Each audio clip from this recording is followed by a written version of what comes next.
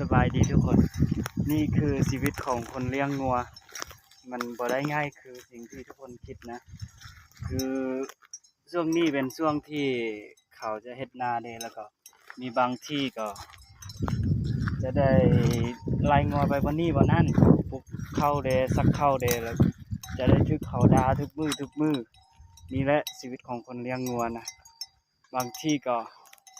ไปเหยียบไปกินบ่นี้บ่นั้นก็ถึกจ่ายเงินให้เขาแนวนั้นมันลำบากนะ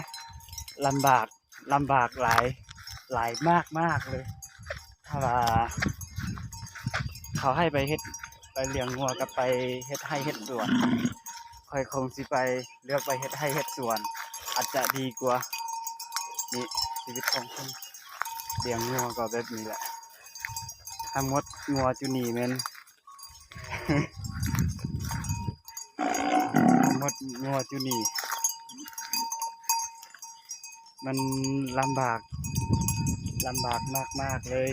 ข้อยอยากจะเว้าว่าในชีวิตจริงน่ะคนชีวิตของคนเลี้ยงงัวบ่ได้คือใน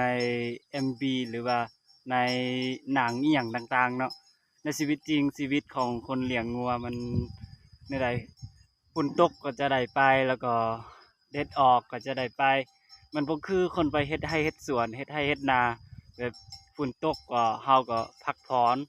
แล้วก็มันร้อนเกินเฮาก็พักผ่อนนั่นน่ะเด้อชีวิตของคนเลี้ยงงัวนี่มันบ่เป็นแนวนั้นมันถ้าบ่ไปแท้ๆงัวก็จิจ่อยแนวนี้แนวนั้นหั่นน่ะเนาะขอให้เข้าใจคนเลี้ยงงัวเด้อ